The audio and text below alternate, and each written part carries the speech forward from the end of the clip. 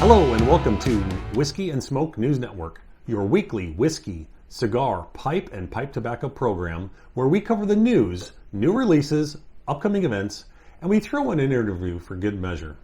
We may sometimes be irreverent, we may actually talk about something educational, but we will always try to be entertaining. This program is designed with your enjoyment in mind at all times. This is episode 4 for October 29th, 2025. My name is Chris Kumnick, and I'll be your host.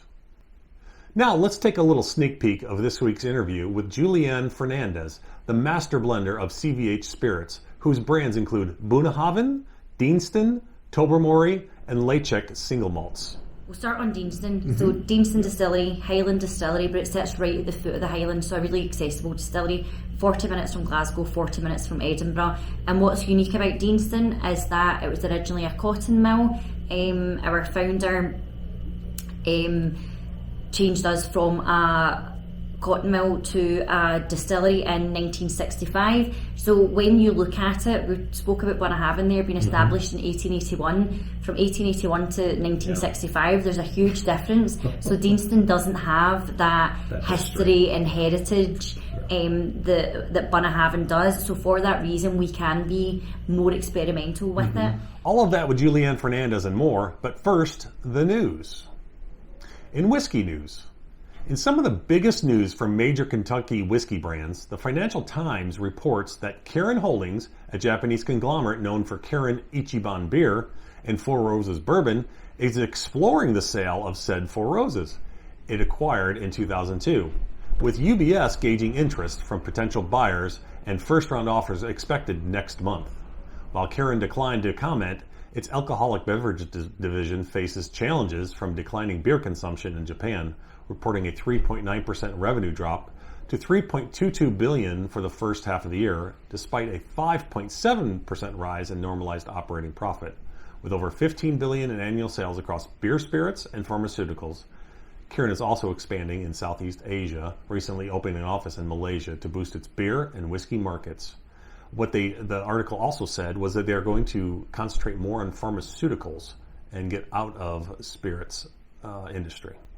Westward Whiskey, an American single malt brand, has sold off most of its assets to private investor group Aqua Ardens after filing for Chapter 11 bankruptcy in April, with the sale approved by the Delaware Bankruptcy Court and set to close by November 3rd. The deal includes key assets like Westward trademark, production equipment, and inventory, ensuring the brand's continuity under CEO Thomas Mooney, with no job losses. Despite industry challenges, Westward reports a 53% sales increase in 2025, surpassing the 2024's total sales, and aims to grow through its direct-to-consumer business and partnerships. Aqua Ardens, led by longtime investor Luis Fernando Leal, sees this as a pivotal opportunity to drive sustainable growth for Westward, leveraging its strong vision and market potential.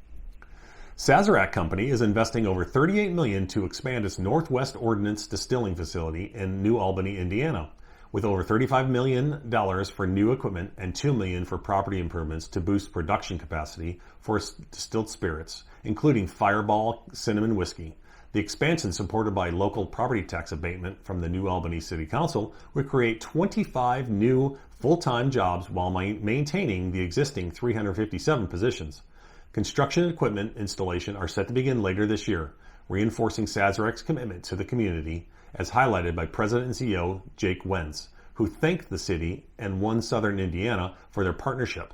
The expansion underscores Southern Indiana's growing role as a manufacturing and logistics hub, according to One Southern Indiana CEO Lance Allison.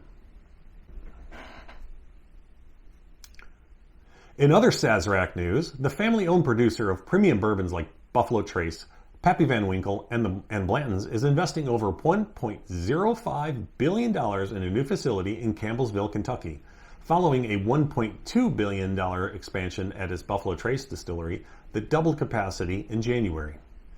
Bucking industry downsizing trends, the New Orleans-based company with operations in Louisville, Frankfort, and Bardstown will create 50 new jobs over 15 years with an average hourly wage of $33.80, supported by $2.75 million in tax incentives from the Kentucky Economic Development Finance Authority. The Campbellsville project, driven by significant business growth, includes $9 million for land, $385 million for buildings, and $625 million for equipment, totaling nearly $1.02 billion. In the ongoing saga of Diageo versus Canada, Diageo has denied rumors of credible offers for its Crown Royal bottling facility in Amherstburg, Ontario, slated for closure despite local reports of interest from 3 companies, one aiming to produce alcohol at the site. The company, facing backlash for risking 200 jobs, is prioritizing negotiations with Unifor and supporting employees before listing the property, though it would consider a buyer committed to retaining unionized jobs and operating the facility. Ontario Premier Doug Ford has threatened to delist Crown Royal from LCBO stores if the closure proceeds, while Unifor demands job preservation for its members.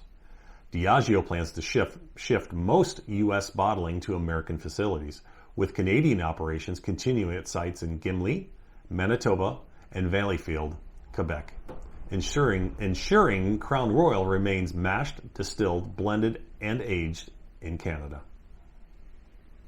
If you're looking for a whiskey-slanted advent calendar, Drinks by the Dram, owned by Adam Brands, has unveiled its very old and rare whiskey collection, Advent Calendar, featuring 24 exceptionally rare whiskeys, curated for collectors and enthusiasts, including coveted drams from Kuriazawa, Port Ellen, the Macallan, Highland Park, and Yamazaki. Highlights include a 40-year-old Balvenie, Glenfarclas 1958, Kuriazawa 5 Decades, and Yamazaki Sherry Cask 2012, among other aged expressions like Auchentoshan 44-year-old and Port Ellen 37-year-old. Described as a once-in-a-lifetime tasting journey, each 30-milliliter sample is hand-sealed and waxed and housed in a luxurious black oak cabinet with walnut shelving and a leather handle, making it a standout Christmas gift for whiskey aficionados. The very old and rare whiskey collection is available from Masters of Malt, priced at £9,995 or about $13,209 US. In another example of the downturn in the whiskey industry, the American Craft Spirits Association 2025 Craft Spirits Data Project reveals a sharp 25.6% decline in U.S. craft distilleries, dropping from 3,069 to 2,282 by August 2025, with California seeing the steepest fall at 45% with 207 distilleries. Top states like New York, Pennsylvania, Texas, and Washington also reported fewer distilleries, while Wisconsin joined the top 10, highlighting ongoing economic challenges for craft spirits. And again, another example of the decline in the spirit sector, 5280 Distilling, a Colorado-based craft spirits producer established in 2017, filed for Chapter 7 bankruptcy on October 14, 2025, in the U.S. Bankruptcy Court for the District of Colorado, signaling liquidation with assets between $100,000 and $1 million and liabilities of $1 million to $10 million. The Littleton-based company, known for its vodka, gin, and whiskey, has shuttered its website and social media, reflecting broader industry struggles as Colorado lost nearly 40 craft distilleries, almost a third of its total, between August 2024 and August 2025. Berry Brothers and Rudd has secured exclusive UK rights to Shindo Experimental No. 1, the first single malt from Japan's Shindo distillery, founded in 2021 by the Shinozaki family in Asakura, Fukuoka. This inaugural release, focused on innovative fermentation with various yeasts, is crafted from non-peated malted barley and matured primarily in ex-bourbon casks with virgin Mizunara, Oloroso sherry, and refill Scotch casks bottled at 50% ABV. With only 300 bottles available in the UK, priced at £63.5, which is about $84 US. for pre-order from October 30th. This limited release is celebrated for its complex flavors and meticulous craftsmanship supported by Shinozaki's century-long forestry efforts to ensure a sustainable Mizunara wood supply. Hunter & Lang & Company's Ardnahoe distillery on Islay has launched Ardnahoe Cask Strength, a 5-year-old single malt bottled at 60.9% ABV as the third permanent expression in its core range alongside Infinite Lock and Bolsa. Matured exclusively in first fill bourbon barrels, this undiluted whiskey delivers intense coastal brine, earthy peat, and cocoa on the nose, with orchard fruits, herbal tea, and salted caramel on the palate, finishing with smoky citrus notes. Available from October 30th on the distillery's website and specialist retailers worldwide for £65 or about 87 US dollars. This release marks a significant milestone for Ardnahoe, offering whiskey enthusiasts a bold, customizable flavor experience. Going down under, Sullivan's Cove, a Tasmanian distillery, has released two 25-year-old single malt whiskies, Australia's oldest, from casks laid down in 1999, surpassing their previous 24-year-old release. The first, HH0056, from a 200-liter American Oak ex-bourbon barrel, offers 134 bottles by invitation only, while the second, HH0010, from a 300-liter cask, provides 349 bottles via ballot. These whiskeys, showcasing the distillery's signature rich texture and subtle nuance from long fermentations and small alembic stills, reflect Tasmania's ideal cool maritime climate for extended maturation, delivering balanced, complex flavors. Described as a testament to patience and craftsmanship, these releases, curated from casks filled by former manager Patrick Maguire, mark a historic milestone for the Tasmanian and global whiskey, as highlighted by new CEO Andy Gaunt. And if you're a Chicago Blackhawks fan, a charity auction marking the Chicago Blackhawks' 100th NHL season, hosted by Unicorn Auctions from Chicago, has raised a record-breaking $451,518, including buyer's premium, to benefit the Chicago Blackhawks Foundation, nearly tripling the previous fundraising high of $188,587.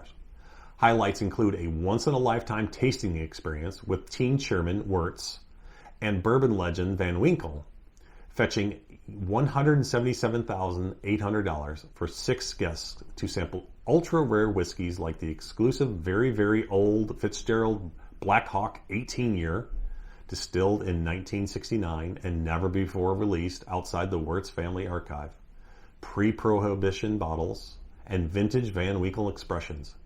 A single bottle of the Blackhawk 18-year-old sold for $85,200, while a Brook Hill 18-year barrel pick went for $77,400, and the 2025 Buffalo Trace Antique Collection, or BTAC, for $8,050. The funds advanced the Foundation's $3 million Centennial Pledge to expand youth hockey, learn to skate programs, and community initiatives in Chicago, with Chairman Wirtz praising the generosity's lasting impact on accessibility and inclusion. Since 1993, the Foundation has raised over $40 million for Illinois' causes like youth sports, mental health, and food security, and Unicorn Auctions has now supported over $1 million in charitable efforts within 3 months. Chivas Brothers, The Glenlivet, has launched the Cask Masters Collection, a trio of single malts at 14, 16, and 19 years old, exclusive to global travel retail, celebrating cask master Kevin Balmforth's expertise. The 14-year-old, matured in American and European oak, offers baked apple and citrus zest notes for about $85 a bottle. The 16-year-old, aged in 100% American oak, delivers sweet, creamy toffee and ripe plum flavors for about $120 a bottle. And the 19-year-old, finished in rare Scottish oak, features a rich spice from the slow-grown trees, priced at about $140. With a refreshed brand design inspired by the River Livet and Speyside landscapes, the collection highlights the Glenlivet's smooth, innovative whiskey heritage and is available only at global travel retail locations worldwide. In cigar news, the Premium Cigar Association, the PCA, is actively addressing the recent United States Trade Representative's report on Nicaragua's labor, human rights, and rule of law issues, engaging in over 24 discussions with stakeholders, administration officials, and congressional allies since the report's release on Monday. The PCA is approaching the sensitive issue with discretion, focusing on the strategic advocacy rather than public campaigns, and advises against online debates or non-substantive comments to protect the premium cigar industry. The association plans to file comments before the deadline, highlighting the potential impacts of increased tariffs or Nicaragua's suspension from the CAFTA-DR treaty on U.S. small businesses and employees, and will update members as developments unfold while maintaining a cautious approach to preserve advocacy effectiveness. Black Works Studio Cigars has unveiled the Five Temples 7-Star Fist of Shaolin, a limited edition cigar collection handmade at Fábrica Oveja Negra in Esteli, Nicaragua. Set to ship to select retailers next week after a pre-order debut at PCA 25 in New Orleans. Inspired by old-school kung fu movies, the 24-count collection, crafted over a decade by Blackworks creator James Brown, features 5 unique 5x54 pyramid cigars: Killer Bee Sumatra, Connecticut Broadleaf, the Hornet Pennsylvania Broadleaf, and San Andreas. And 2 5 3/4 by 46 Belicoso Shaolin blends, Candela Maduro and Habano Maduro, each with a Honduras Habano binder and Nicaraguan fillers, retailing at $13 per cigar. The pyramid shape symbolizes a Shaolin temple celebrating the artistry and small batch craftsmanship of Fábrica Oveja Negra, appealing to the fans of Blackworks Killer Bee and Green Hornet lines. Crowned Heads is reintroducing its highly sought-after Belgian Blue blend with the Belgian Blue Limited Edition 2025, a 5.5 by 56 box press cigar that builds on last year's successful debut, set to ship in early November. Featuring a robust Mexican San Andreas wrapper, Ecuadorian binder, and Nicaraguan and Dominican fillers, the blend delivers intense yet smooth flavor inspired by the strength of the Belgian Blue cattle breed. Crafted at Tabacalera Picardo's de Hatui factory in Esteli, Nicaragua, the release is limited to 2,500 boxes, or 30,000 cigars, at $13.50 per cigar, packaged in 12-count boxes. President John Huber notes the cigar's strong fan demand drove its return, balancing bold flavor and smooth combustion. Casa Carrillo has unveiled its 2025 TAA exclusive, a limited edition cigar for Tobacconist Association of America members, showcasing the Perez Carrillo family's signature blending style with a U.S. Connecticut broadleaf wrapper, Dominican binder, and Nicaraguan and U.S. fillers, delivering a full-bodied, nuanced profile of sweetness and spice and earth. Crafted in a 6x54 Toro Vitola at the Casa Carrillo factory in the Dominican Republic, the release is limited to 10,000 cigars, 1,000 boxes of 10 at $15 each, with shipping set for November 2025. Founder Ernesto Perez Carrillo emphasizes the cigar's rich, balanced depth, reinforcing the brand's commitment to innovative craftsmanship and small batch excellence. If you're a lover of obscure 80s and 90s art, J.C. Newman Cigar Company has launched the Leroy Neiman 2025 Collector's Edition, a limited edition 6.25 by 52 torpedo cigar, marking its third collaboration with the Leroy Neiman and Janet Byrne Neiman Foundation, with all profits supporting arts education in Tampa's public schools. Featuring Neiman's jazz horns artwork to honor the PCA 2025 trade show in New Orleans, the cigar is handcrafted at J.C. Newman's El Reloj factory with a Havana Rosada wrapper, Florida sun-grown binder, and aged Latin American fillers. limited to 15,000 cigars in 750 cabinets of 20 at $22 each. Each box includes a jazz horns lithograph and a hidden print of Neiman's studio floor with Tara Zabor of the Neiman Foundation emphasizing the release's role in sharing Neiman's legacy while benefiting Tampa's community through arts and education. La Flor Dominica has expanded its Bold Oro line, originally launched in 2012, with 3 sizes by adding 3 new cigars.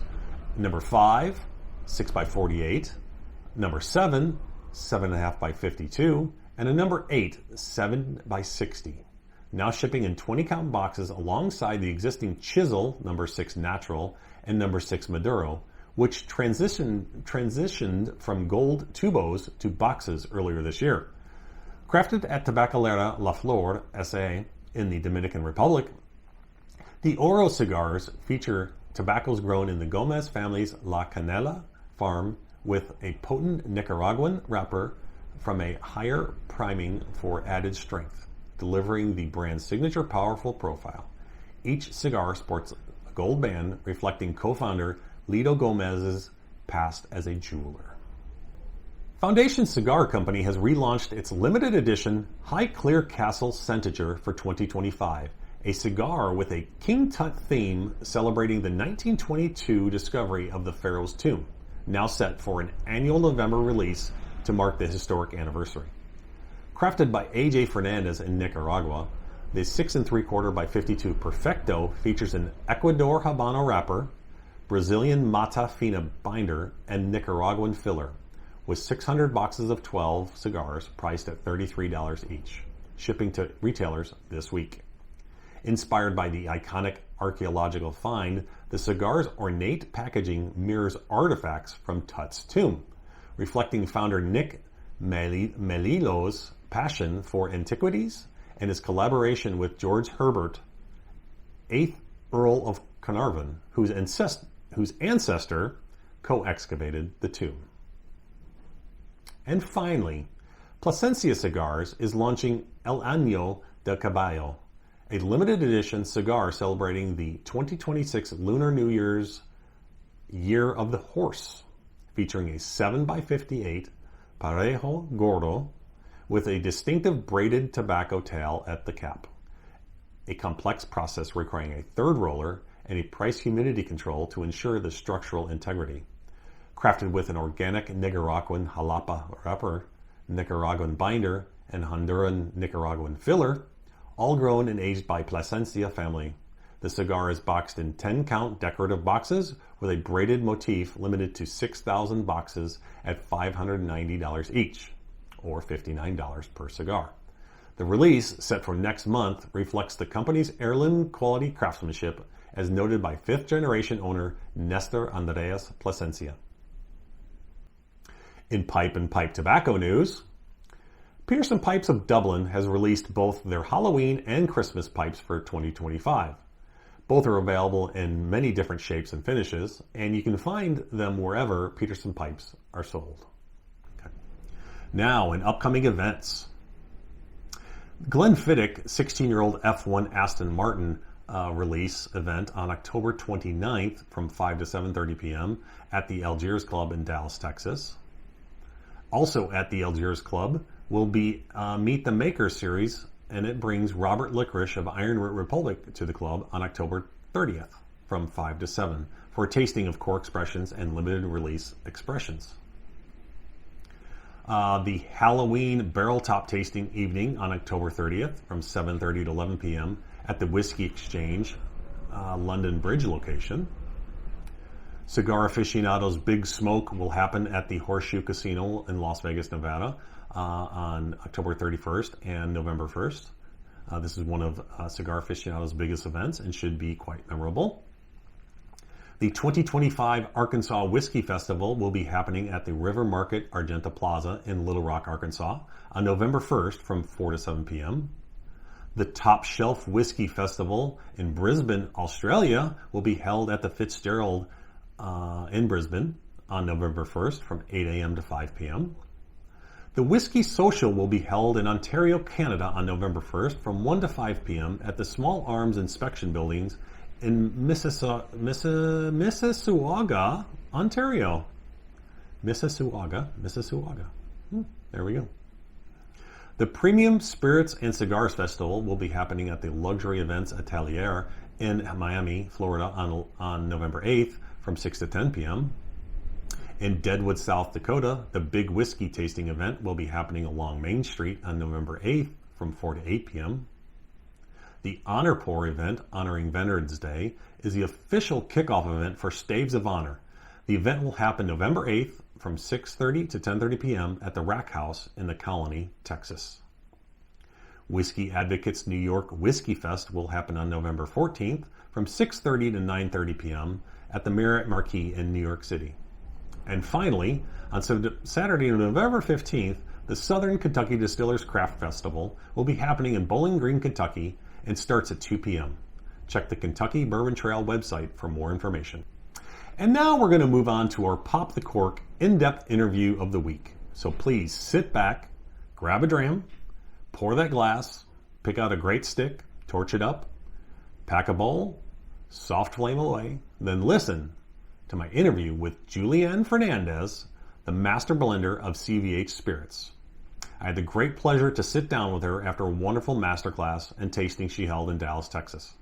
We cover her background prior entering the whiskey industry, as well as all things CVH Spirits. Please enjoy. So we're here at the Algiers Club in Dallas, and we're with Julieann Fernandez with CVH Spirits. That's correct. And let's see, you have Bunnahabhain, Yep. Deanston, Tobermory, Yep. Ledaig, Yep. and please remind me of the blends you guys do. Scottish Leader and Black Bottle. Okay, very good, awesome. That's very cool. Okay, so you've had a little bit of a whirlwind trip here in the United States. Absolutely, yeah. Yeah. So flew in Sunday evening into New York. We had Monday, Tuesday in New York, and then we did. That way, it's actually went so quickly that I'm beginning to forget where we went. Yeah. So we had Houston, then Austin, Dallas today, obviously, Right. and then I fly back tomorrow. Very cool, very cool. Okay, so you are, from what I've seen you a couple times this week already. You're one of the youngest, if not the youngest, master blenders in the Scotch industry. Is that correct? Yeah, that's right. So And give me a little bit of your background too. So, because that's actually an interesting story how you got into the Scotch industry. Yes, I studied forensic science, and for me, whiskey just kind of wasn't really on my agenda. Nobody in my family drank whiskey. It wasn't something that I was brought up around. Mm-hmm. And like I say, I did forensics at university, and I was very interested in sort of crime scene investigation and things like that. And a bit like many places in the world, after there's so many people go to university, we say college, you say, and when they graduate, they really struggle to get work just because there's so many different degrees that you can do, and everyone's competing for jobs, and a lot of what people look for is some sort of work experience. So I decided between third and fourth year to take a year out and try and get that work experience in some sort of industry. So I applied for a couple of things: oil and gas, Scotch whisky, and it just so happened that it was the whisky industry that I ended up doing my placement year in. And I think from there I was doing a lot of the sort of chemical analysis and doing the organoleptics, the nosing and tasting, and I think from there that's where I just realised that I had a bit of a passion for it, and I found it so interesting. So after I went back and I graduated, as soon as I left university I was straight back into the whisky industry, and from there it's been a whirlwind. It's went so quickly. So I joined CVH Spirits. It was Distill at the time in 2017. Yes. And right at the very end of 2019 was when I was promoted to Master Blender. And it's literally 2 years. 2 years. 2 years, and it wasn't handed to me by any means, because I was already at CVH Spirits. I had to apply like everybody else and go through the interview process. And I remember it because it was a 2-stage interview, and the first one I did literally a week before I had my son. So my first son, I was heavily pregnant, and I did this interview, and like, to be fair to my company, they were keeping it fair for all the candidates, rightly so. And then I got through to 2nd stage interview, and yeah, my son was like 10 days old at the time, and I'm having to prepare this presentation, and you're hormonal, you're tired, but you're like, right, this is the future, and I need to do it for my family. So yeah, I got the job, and obviously at the time I wasn't aware of like anything going on in the background, but I worked really close with our master distiller at the time. And his name? And his Stephen Woodcock. Thank you. He's honestly inspirational. So he's now he's at Glen Turner. Okay. So an immensely talented individual, and he really sort of took me under his wing and mentored me and supported me, and it really taught me so much. And it wasn't until years after I was in the position, he had said, like, not just him, but a couple of other people were really pushing for me to get that position. And naturally, there was a few of the directors in the company were like, she's so young, and in the grand scheme of things, relatively inexperienced when you think of typical master blenders. But there was a few of them that were like, no, give her a chance. And we're sure that she will prove herself. And if it wasn't for them sort of taking that chance, I wouldn't be in the position that I'm in today. So there's so many people that I am immensely grateful for. And since then, I think I work with these tremendous brands. So you're talking about obviously our portfolio. You've got Deanston, Bunnahabhain, Tobermory, Leitchig. So Tobermory distillery dates all the way back to 1798. You've got Bunnahabhain, that's 1881. So these brands that come with immense history and heritage, and some of them have got a real sort of cult following. So you've got people who are huge fans of these brands, and you go in there, this sort of fresh 27-year-old, and there's these people thinking, what are they doing? So I did feel like I had the world on my shoulders, and I had to sort of prove myself. And since then, I've really just got my head down, got on with it, and let the liquid speak for itself. Well, I mean, especially, I guess, more so Bunnahabhain is you know, I mean, cult following, truly. I would imagine that one is, you can't, I know you can play, you still can play around, but you have to keep that one, I would say, more than the other brands, kind of less experimentation. Would that be accurate? Yeah, I would definitely agree with that. So on Bunnahabhain, for anybody who doesn't know, is on Islay, and when you say Islay, you think of these big peated malts. That's not what we are. So what we pride ourselves in is that we're unpeated, Islay and sherried. And the team over the years, like my predecessors, our marketing team, they've all come up with this strategy to be famous for being unpeated on Islay.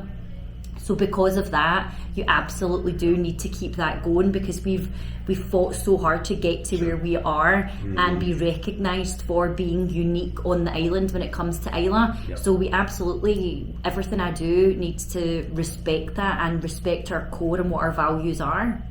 Okay, so but staying on you a little bit here, you were named this Master Blender of the Year. What year? 2021, I think. Yeah, 21. Yep. Okay. And you are also a Keeper of the Quaich. Yes, Keeper of the Quaich, yes. First ballot? Yep, so last October, I was inducted. Awesome. It's like the Whiskey Hall of Fame. It's one of those things that you always dream of. Right. And to actually achieve it, like you say, first ballot, still at this relatively young age in comparison to a lot of people in the industry, it really is an immense honour and something that I will always be so grateful for. So you'll be, no doubt, staying in the whiskey industry. I'm sure you might become Master of the Quaich sometime in the future. You've always got to aim for something, so yeah, absolutely, that's next on the list. That's very cool. So go ahead and talk to me a little bit about the other brands too. Deanston, Tobermory,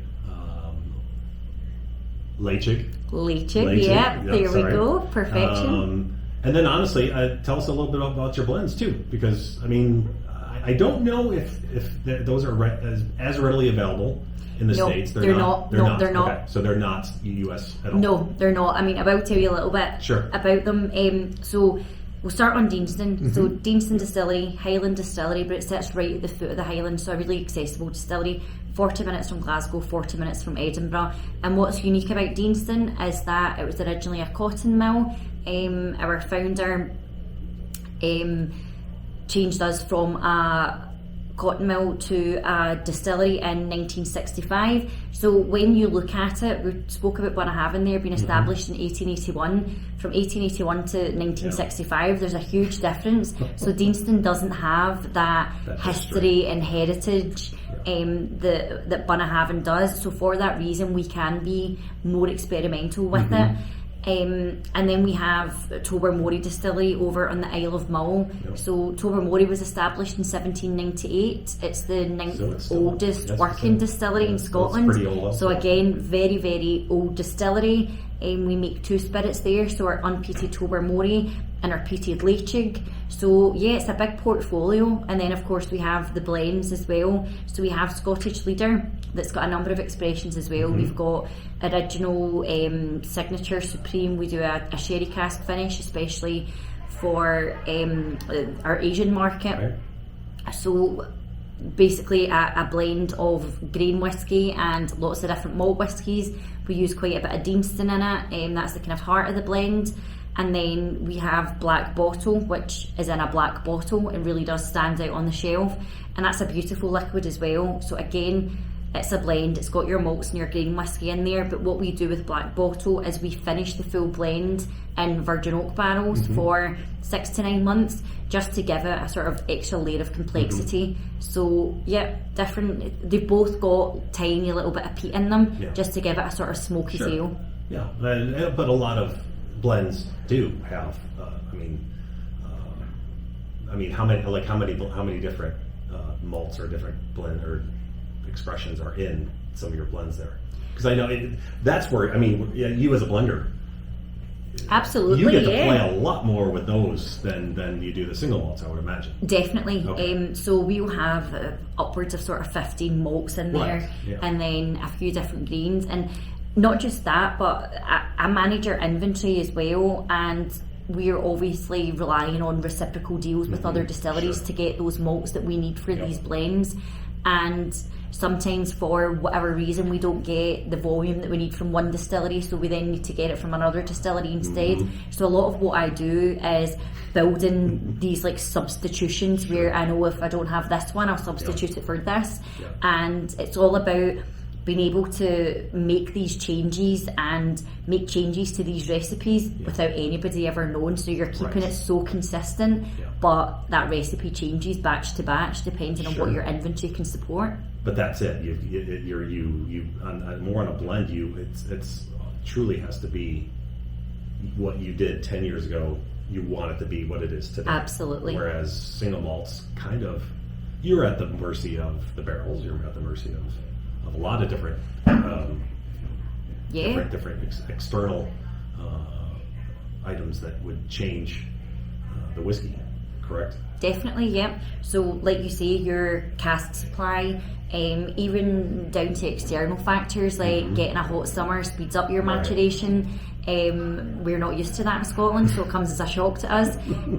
But yeah, there's all these like external factors that play a part. Your warehousing space, you need to make sure you've got all of that balance, because we like to mature as much Bunnahabhain as we can on the island, especially for our age statements. So it's getting that balance of where you actually mature your whiskey, island versus mainland, versus type of warehouse, dunnage, rack. So there's so many external factors, like you say, that you need to take into account. So basically what you're saying is in October, which we are now, October 10th, it's not 88 degrees, or would it be, what'd you say, it was like 32? Yes. Centigrade? Centigrade? Yeah, so not that in October. What is the normal weather in Scotland? Where like let's say Bunnahabhain. Would that be Probably round about now, I'd say about 10. 10, which Yeah. is 50? 50? Probably something like that, if you even get to 50. Right. So, and cold, wet, windy. Yeah. That's Which the way is that we why- can describe it, Which is why Scotch matures the way it does. Absolutely, So over here with Yeah. your climate, Oh my gosh. you're losing water rather than alcohol, so your strength's going up. Yeah. We're the complete opposite. We're the drunk angels of Scotland. Take the alcohol away from us. Yeah. And that's what we lose every year. Because I know, I know a few of the guys here in North Texas, distillers, and honestly, if you go further south in Texas, it's even worse. What they, like you said, the proofs go up so much. It's not, and that's why a lot of times they will go barrel entry of like 110 proof versus like you go into about 125. Yeah. 120, yeah. So yeah, theirs is going to go up, yours is going to go down. So yeah, very cool. Again, you've had a great week here in the U.S. Absolutely. You're heading home. Yes. You did a wonderful masterclass tonight. Thank you so much. It was wonderful. Thank you so much for coming along, and Well, absolutely. I hope you enjoyed it. There were so many great expressions that we tried tonight, Yes. and Well, and I It was got great to fun. enjoy you also on Wednesday night in Houston. did, In Houston, yes. So with the Houston Scotch Whisky Society. But you brought me a couple extras. I did. So why don't you tell me what? So this is the non-age statement. Yes, so we're in the process just now of reevaluating our global travel retail range. So that's the expressions that you'll find in your duty free in the airports.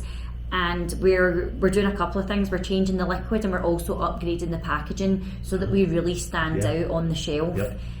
So what you've got here are two new expressions that will launch early next year. Okay. So the first one is a non-age statement, triple sherry.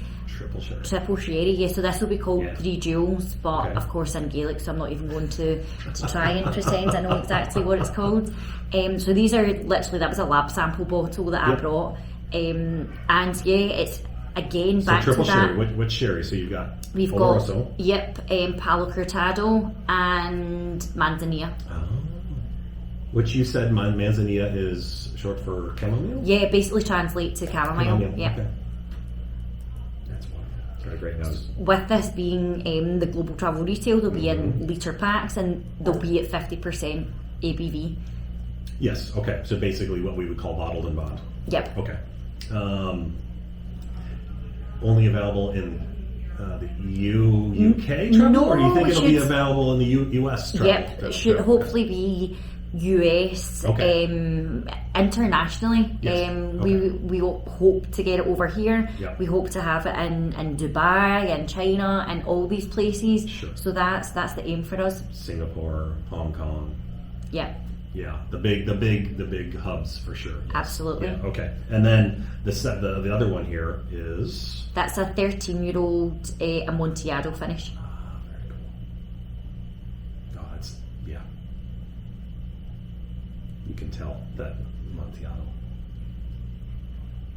Yeah, so it's just nice. Like, these are obviously sneak peeks. They're not even out yet. They're not even in bottle. But when you come all this way and you're spending time with people who appreciate your brands, and you're showing them all these amazing expressions, it's nice to just give them something a little bit extra. Well, and I appreciate that because those are both. I mean, obviously we tried some wonderful, even a 30-year-old Bunnahabhain downstairs. So that was truly. Those are really good too. Really, really good. Thank you. Those should do well. So, well, I know you're probably exhausted, and I want to thank you so much for taking a little bit of time and sitting down for an interview. And again, just thank you so much. Thank you. Honestly, it's been an absolute pleasure to do this, and this is what I love about my job, is that no 2 days are the same. So yes, I do need to spend a lot of time looking at new make, spirit, purchasing barrels and doing things like that, but I also get to travel to some of the most beautiful and amazing places in the world, experience the culture, the people, everything. And this trip, as much as it's been action-packed. Of course I'm tired, of course it's been a lot, but I have honestly loved every minute. I've met some amazing people, and seeing how much they love our brands honestly makes all of it worthwhile. Yeah, no, that's fantastic. I mean, and yes, just we'll leave it at that. So, thank you so much. Thank you It's been very a much. pleasure. Awesome. Thank you. Thank you. We're now going to move into the portion of the episode where I call it, what am I putting in my mouth? So this week, Dram of the Week is Ranger Creek's Texas Landmark American Single Malt Whiskey. This is their original number 2. So this is their recently released single malt that is non-smoked. Their original is mesquite smoked. And I favor this one, as I also favor non-peated whiskeys. Although I'm learning to like peated whiskeys, but this one in general. I was down in San Antonio recently for the American Distillers ADI, American Distillers Institute. Sorry about that. Anyway, down there for their conference, and I stopped by and was trying some of their stuff, and the guy behind the bar gave me a little sample of this, and I immediately told him I need to get a bottle of that. And this wasn't even released yet, but they had some bottles ready and made it available to me. So it's got everything. Boy, how do I even put it? It's got rich caramel syrup. It's almost bourbon-esque, is what I'll say. But you get the maltiness of the single malt, and you get that. But you do get the grainy smell, like almost like a fresh wheat field grain. It's if you've lived on a farm, you would know what I'm talking about. But then it also has a nice red fruit, taste to it. The nose is that the taste is actually pretty sweet. And again, it brings on the maltiness that you get. The red fruit comes in at the end. It's not a super powerful. It's 43% ABV. So there's not a lot of bite as far as alcohol is concerned, but all in all, extremely good. I mean, if an American single malts are going to go that direction, I'm all for it. So definitely, I think at the moment it's only available at the distillery. I'll try to find that out before this goes out, but in the end, if it is available anywhere near you, I think it's worth a pickup, definitely. So, cigars, what I'm smoking this week, what I have smoked a bunch of. Nice Perdomo, 10th anniversary, Maduro. These cigars are just truly amazing. The construction, the draw, everything about them is just so wonderful.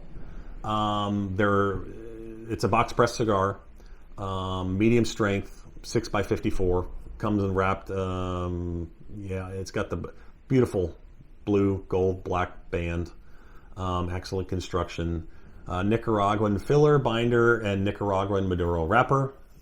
Again, easy draw, burned nicely. Got notes of chocolate at the beginning, changes into some woodiness, but finally some spice. Great even burn line all the way through. And these are about $9.50 to $10 a stick. So Perdomo, I don't know if you can go bad with a Perdomo. Really, really good stuff. So thoroughly enjoyed. Okay, so what I'm smoking in my pipe this week is, again, my go-to at all times, basically. You might see this every episode. I don't know. Possibly. Peterson's Elizabethan mixture. It's just that's my jam. Love it. But what I also added or started smoking a bit of this week is HE Tobacco, Nashville County. So it is predominantly Virginia. It's got Burley, it's got some Perique, and some Black Cavendish. So open the tin, you smell that hayfield again from the Virginias. The Burley comes in though, gives it that nice earthiness. The Perique is slightly there, just a tinge, and again, and then the Black Cavendish I think is there really just to add a little bit of to complete the entire mixture. It's a great blend. Thoroughly enjoyed it. We'll continue to get this also. This is a very, very good blend. Smoke, again, sweetness. That Burley comes through in the earthiness. Again, thoroughly enjoyed this. If you can find some of this is available at most online retailers that I know, and even some retailers carry it. But it's HU Tobacco, Nashville County. Really, really good stuff. So, yeah, that's what I'm smoking in my pipe. Now, I always want to thank you for joining me on this crazy journey to learn all that I can about these three amazing industries. I hope that you were able to learn something new from this episode, but more importantly, I hope that you were entertained and will continue to listen and or watch the program moving forward. I want to thank Julieann Fernandez for taking her time and sitting down with me for a wonderful interview. I had a great time. She's a wonderful person. Go drink all the Bunnahabhain, Deanston, Tobermory, Lechek, single malt you can. Please support them. CVH Spirits, good company. I want to inform you that next week we will be speaking with Jay Roberts, the owner of the Whiskey Lab. We will discuss his background and all things the Whiskey Lab and talk about the current state of the industry, so please stay tuned for that. Thank you for watching and or listening. Please remember to subscribe to the channel, ring the bell, like this video, and leave comments. You can find us on Instagram, Facebook, YouTube, Spotify, Amazon Music, and Apple Podcasts. Also, please let me know any ideas you would like to hear about in the upcoming episodes, and I will see what I can conjure up. I will see you next week on the Whiskey and Smoke News Network. And remember, please drink and smoke responsibly. Good night.